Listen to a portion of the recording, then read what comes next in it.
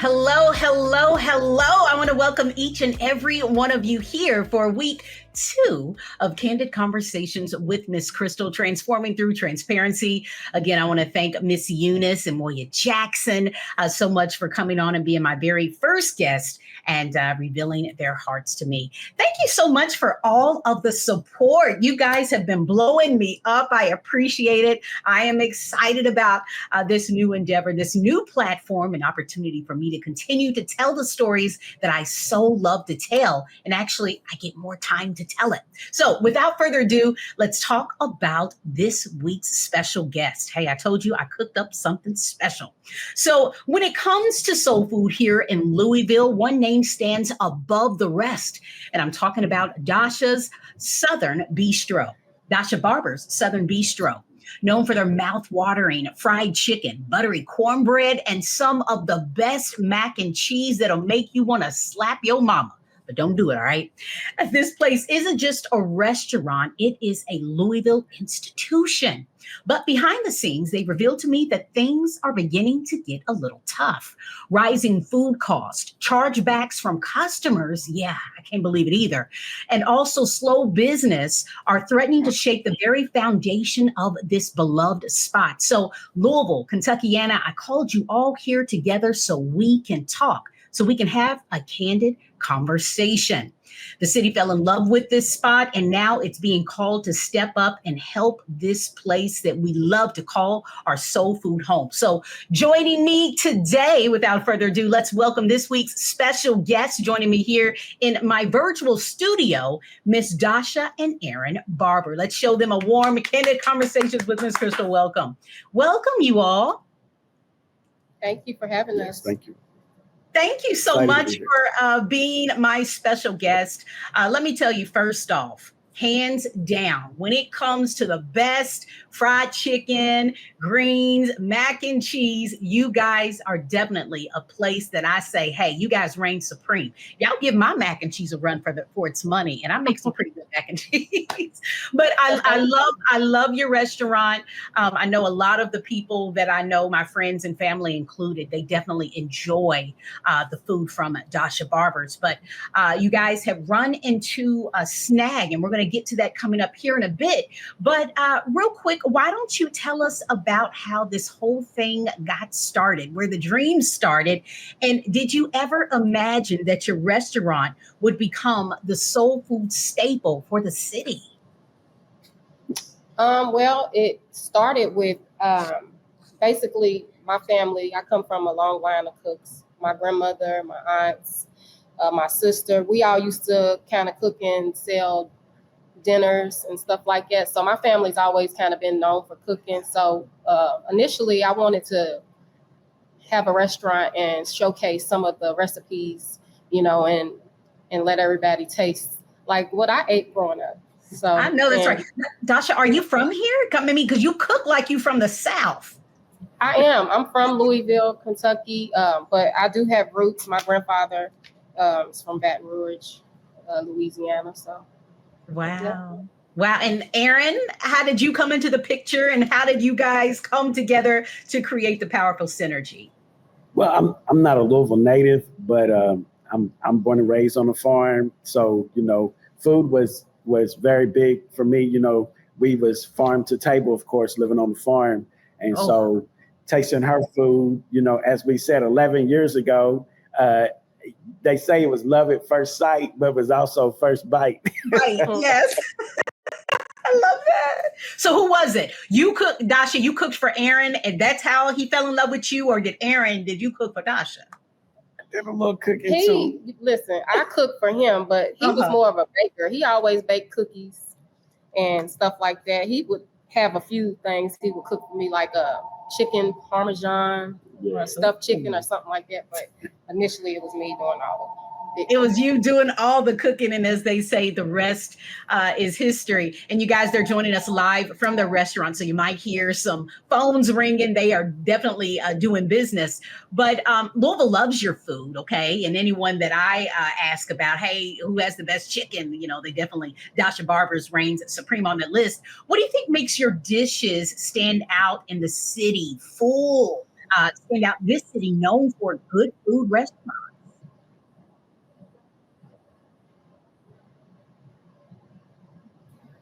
I would say that it's the fact that it's cooked from scratch. Everything's cooked from scratch and homemade. You can feel the love in every dish that we make. We try to make it to where you feel the love in it. And like, what do you think? We do think like we don't really feel like we stand out, but we do know that like one of our reputations is, you're not going to come in Dasha Barbour's and get your food quickly. Like people know, I like to think people know that, hey, it's worth the wait. You're going to have to let us do our thing. It's not, your food's not pre-breaded. We're breading it when they see the ticket on the KDS, which is the kitchen display screen back there. So that's what we would like to think that stands out, if that makes sense. Absolutely. I just love your humility, though. You guys are trying to be really calm and cool about what it is you have. No, your food is banging, okay? And that is a conversation that I remember you guys, talking to the public a few years ago saying, hey, if you want fast food, you don't want the Dasha Barbour's experience. We cook fresh. And, you never know. They may be out there, wrangling up them chickens. That's how fresh the chicken is. But all right. So we're talking about food, both of us, because honey, I'm a foodie too. So I'm smiling.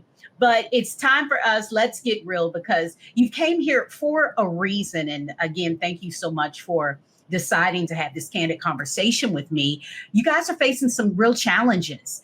What is it that the customers are not seeing when they walk through the doors and smell that delicious food? Talk about those conversations that are being held when that last customer leaves that restaurant. What's going on? Like I say, 2024 was, we all know it wasn't a recession, but it was, you could feel the pinch from all the customers. Like it's one of the first years that we didn't exceed sales as the previous years. Yeah.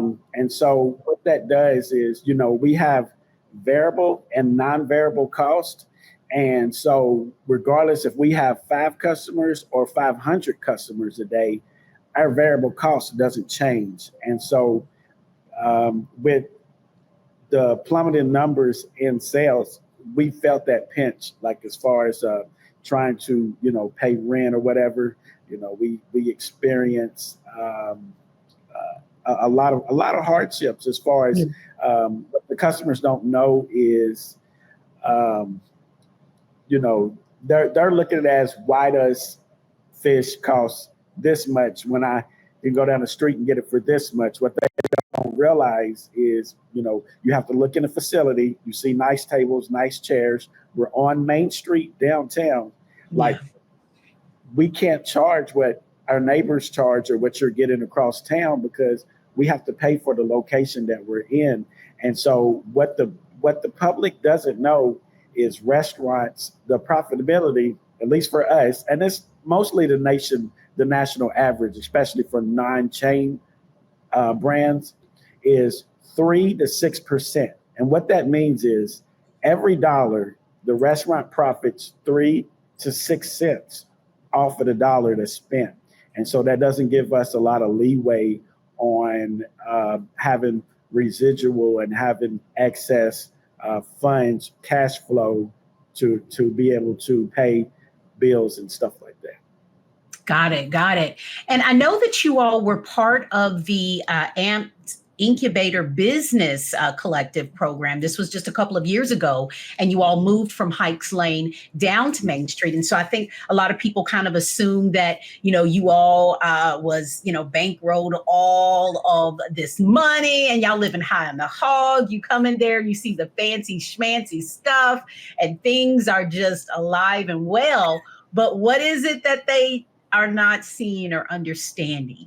It goes deeper than the eye can see, I assume. It does.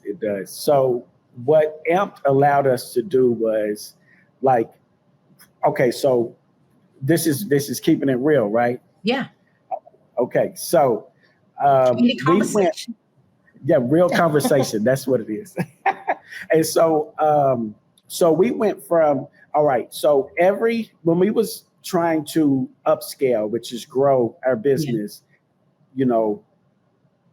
out there around where we was at, all over the city, everywhere we looked at, we kept hearing from, we was in business 8 years before we moved there. So what we kept hearing from, including where we're at now, everybody was saying, the building owners, this is going to be more than you can handle.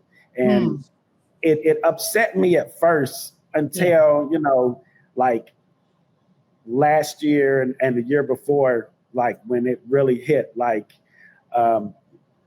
in a sense, well, they was right. You're like, it is more than we can handle at times, because you need that backing of money. You need that residual of money to get you through the slow periods. Because if you don't have that, that's what we're experiencing. AMP was good. They wouldn't even looked at us twice without AMP backing us, saying, hey, we got them, let's get them in this building. So without them, it would have been years and years later before we would have been where we're at now. But now that we're here, like we blew through all that we have saved from the previous location. And so when we always plummet during November, December, and January, our slowest months. We try to save during the summer to get through those months, but we've already, when we've already blew through that, that's when it comes this cycle of we keep borrowing, basically not being able to catch up. Yeah. Can't catch up. And if you're just now tuning in, I am joined by Miss Dasha and Aaron Barbour, owners of Dasha Barbour's Southern Bistro. And shout out to Dave Christopherville and all the wonderful work that he is doing through the AMPed program. And again, you all, I appreciate you sitting down and having this conversation with me. One thing you mentioned that really made me mad was the charge-offs that customers will come in. Let's talk about what's going on. That's the Consumer Credit Protection Act. I think I said it right. And what that is, and this all retails across the board, from clothing industry, everything. But what it is customers can come and eat. They can run up a bill, $200 or $300, and then wait a couple of days, call their bank and say, hey, I didn't eat there, I didn't like it, give me my money back. Wow. And it's a real thing. Yes, it's a real thing. And it's, so is this something new that has really that you've been inundated with, or something that you've kind of always dealt with? And what kind of bill price tags are these bills running? How much do they usually run up? Over $200, everywhere from $300. Sometimes weekly. Yeah, we used to experience it on Bargetown Road as well. It was like we was losing almost $4,000 a month in just chargebacks. So people will come in, get all the fixings, the sweet potatoes, the greens, several orders of it, the best pink lemonade, I think, in the city. And then you'll charge their card. The next day, they'll call their bank and say, that wasn't me, and that it was a fraudulent charge. And so basically you have to give that all that money goes back to that person, that customer. Or they could say they didn't like it, or service wasn't good, or it could be any reason. But we get a chance as a consumer to dispute those claims. Like we have to send video of them eating all their food and showing clean plates and leaving. It's time consuming. It can be time consuming. Oh my goodness. And I can definitely hear the outrage there in the comments section. It really breaks my heart. You've built your business with faith, grit, determination. I absolutely love your story. But when times get tough, what keeps you going? Because it seems as if you guys could have thrown in the apron a long time ago. What makes you continue to keep going? For me, I feel like we have to keep going, because we got a lot of people. We have employees that we care about, and they depend on employment. And then also, like, we just have a lot of debt, loans that we couldn't afford to pay if we weren't, in the industry. Right. No normal job would pay the debt that we have. So we really don't have a choice but to kind of keep going and fighting. Wow. Yeah. Aaron, what keeps you going? The same thing, like our full-time employees who, like, we have employees that's been here the whole 11 years. And then I would be remiss if I did not say our faith, you know what I'm saying? Yes. Prayer and faith, and just always looking around the corner saying, hey, it's going to get better. It's going to get better. We can get through this. 11 years in business, like we've seen it before, just not on this scale, just yeah. Right. What's your family say about all of this, Dasha? What are all the cooks in your family who inspired you to travel down this path? What's their reaction? What are their words of encouragement? Or are they telling you, get out now? What's the conversation like? Well, the family that, my family's really supportive. Like my mother, she comes in and she helps, like she'll help do whatever. She don't want nothing for it. She just wants to see me win. All my nieces and nephews, they work in the kitchen. They're really supportive. Like, whatever you need, we got you. So, like, everybody's supportive. They don't want me to give up. They want me to keep going because they've been, with me through the whole journey. So they want to see us win because that means that we all win. So, absolutely, they say keep going, and so wow. Absolutely. Keep going, putting one foot in front of the other. Now it's time for the call to action. You've laid your heart and your soul on the line. And first off, let me commend you. It takes a lot of courage to be able to stand up and say, hey, this is what we're going through. But just a little bit of background information. My husband's the one that kind of put me on game of what was going on.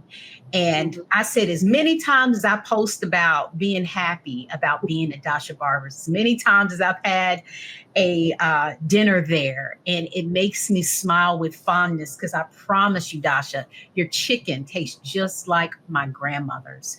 And to have that leave, because I remember the first time that I came to your new restaurant, was blown away.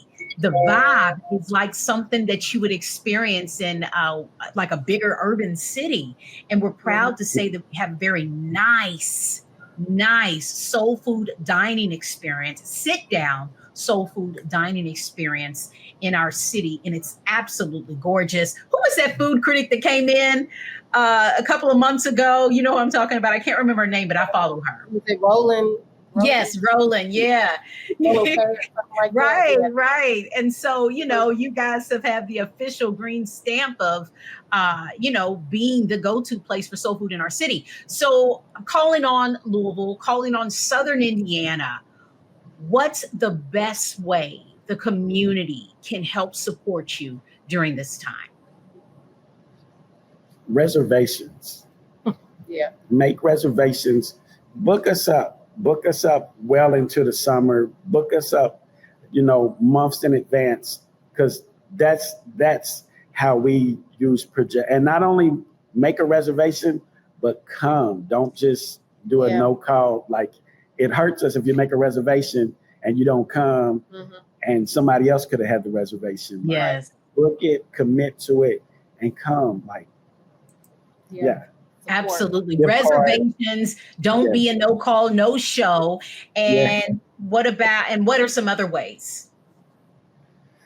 We have gift cards, catering. We do catering. Now, see, I didn't know you do catering. Talk a little bit about the catering. Well, anybody interested in catering, they can go to bistro.com and Dasha Barbour's at gmail.com. Yeah, and just give us what you want or access for our menu for catering, and we'll send that out to you. And then you basically kind of pick what you want. Let us know your date, how many people, and we'll send you an invoice for you to look over to see if you're interested or if you want to move forward. And then wonderful. That. Wonderful. So what is there a size minimum and maximum that you cater to for catering? Minimum 15. Okay, got it. Yeah. 15 is the minimum. And then we go up as high as need to go. Right. Yeah, as long as we know in advance, we do as many. Yeah. Right, right. And you also mentioned gift cards. Gift cards help as well. Talk about gift cards. How can people get that? We have the ones where you can come in and get the plastic gift cards. The ones I love is the digital. You can stay at home and you can order online, and then you can send the gift card to anybody that you want. You can email it or text it to them, and then you get an alert when they actually open it up and look at it. Wow. And so that is it's like the best thing since sliced bread.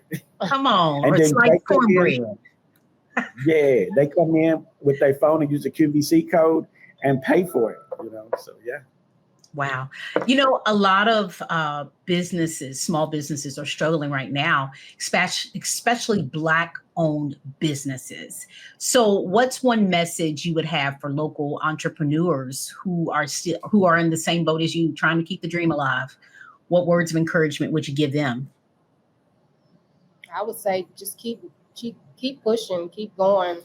Also, I feel like if we rallied around each other as Black-owned businesses, that would help too, instead of us kind of feeling like we're each other's competition. Like we need to band together and help each other, support one another. Wonderful. Absolutely. Aaron? I would say just know that you're good enough, that confidence, like, know that what you're providing is good. Know that you're bringing something to the table. Know that you're valued. Like that's the main thing, is because it's, the weight of the world, it could be, it's rough. I'm not going to lie. It is. Yeah. Being a business owner is rough. But when we first started, my dad told me that it was like, people's going to come up to you. Everybody's going to know how to run your business better than you. He was like, take that information, but keep going and keep staying true to yourself. Absolutely. Great information. Just continuing to, I guess, keep pushing forward, no matter how dark things may seem around you. So let's dream a little bit, okay? Let's cast a vision, and we're claiming it. 5 years from now, you guys are up and rolling. Where do you see Dasha Barbour's Southern Bistro 5 years from now? What's the vision for the future? Let's say that the community comes in, this podcast episode goes viral. You've got orders being called in from all across the country. Fast forwarding 5 years from now, let's speak it, because the word tells us to speak it. Where do you see yourself 5 years from now? For all of my young staff, I see them having 401ks. Yes. We see them. Yes, we see us potentially. I know she would like to have maybe a couple of more locations in other cities, and then just that worry of mainly the worry of 2 bad weeks and, oh my God, we're stressed out. We want to be able to know that we can make it 2 bad months at least, and more importantly, a vacation. Don't whisper it. What was that, Aaron? Say it louder. What? A vacation. A vacation. When was the last time you all had a chance to go on a vacation? We took 3 days in 2023. We took 3 days. A week. A week. It's probably been about 5 years since we had a whole week off. So that would be. Yeah. Wow. That would be huge. He said we took 3 days in 2023, and 5 years ago, you guys got a whole week. And so we are calling on you, to the Kentuckiana area. If you've eaten their food, if it's blessed your spirit, if it has brought joy to your belly, We are making this appeal to you to find it in your heart to support this couple that have been working hard. And, definitely think of them to give your business. So we talked about 5 years from now. And so what's the first special menu item that you're going to put on that menu in celebration? Dasha Barbour's is exceedingly abundantly. You are doing business like you have never imagined before. In celebration, what is a menu item you thought about, but you definitely gonna put on that menu? I've been kind of thinking about going back to where I started and bringing back some of the old items that the customers loved. So like broccoli and cheese casserole. Oh my goodness! Yes. Corn pudding. Yeah. All of the things that we took off the menu that we still heard, put it back on. So that would probably be what I would do. Come on, y'all. Y'all hear it. Y'all love it. Y'all want it back. That means you got to call in an order. So what I'm going to do is, real quick, is there anything else you all would like to say? I want to give you an opportunity to make a personal appeal to the viewers. Going back on the future, what you was talking about in the future, we would be remiss if we said we also love our community and we want to be able to give back. I did forget to say that for one. Like, we got some ideas on things that we would like to do for the community to give back. But with that being said, what we would like our customers to know is we want them to continue to have patience with us, because, I call them Fortune 500 companies and big franchises. We don't have the knowledge and expertise that they have. And so, and this goes for all local and small entrepreneurs. Be patient with all of us, because, we're giving you everything that we got inside. Like, we're giving you all of us. And so we ask that you be understanding, patient, and with us, more in particularly, understand we have a young staff. And so with young staff, they're going to make mistakes. And we're human. We're going to make mistakes. Like, sometimes your order is going to be, we've been to some of the best steakhouses in the United States. They've made mistakes.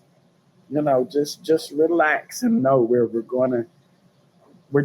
human, the human aspect, the human element of it. So. Right.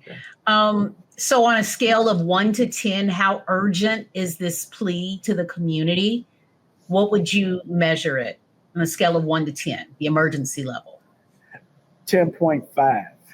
Woo, you heard it. 10.5. And so you heard it here. Your favorite soul food restaurant is asking for your help and your support.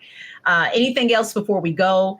Tell them again, we need gift cards, we need reservations, catering, your last appeal. Go ahead, talk to those customers, talk to the bellies. Dasha. I would just say, just support, because we need it. Like, every person that walks through the door is appreciated, and we need it more than most people on this block or on this strip. We need your support. And so just come and support us. And do not, just because it's Saturday and you can't get in because we're booked, don't think that's every day. Wednesdays is slow. Thursdays is slow. Like, Mondays, we're open on Mondays now, 6 to 9. Put your reservation in. Just because we're busy one day, trust and believe the next day is not going to be like that. Like, be intentional. Come on out. Be intentional. Make it. If your reservation is a lot of people, because they'll see a reservation, they can't get it for that day and that time, they think something's wrong. No, just try a different day, try a different time. Like, don't give up. Keep on going. And guess what? If they can't get into the restaurant, do carry out. Okay. Do carry out. Dasha and Aaron, thank you so much for joining me. Thank you so much for sharing your heart. And you all, as you can see, the information is right there on your screen where they are located. and also visit their website where you can place a to-go order and also find more information about getting those gift cards and catering as well. And so we all know that we are stronger when we have one another. And so we want to do a village effect. We want everyone to come together and love on this restaurant that has provided good food for our bellies and our soul for more than a decade. And we cannot let another Black-owned gem, another piece of our culture, another labor of love slip away. You all, thank you so much for joining. Thank you. Thank you so much. Thank you. Thank you. And I want to say thank you. Thank you for tuning in to week 2 of Kandid Konversations with Miss Krystal, transforming through transparency. And again, if you get hungry, look no further than Dasha Barbour's Southern Bistro. Thank you so much. Check me out next week. Bye.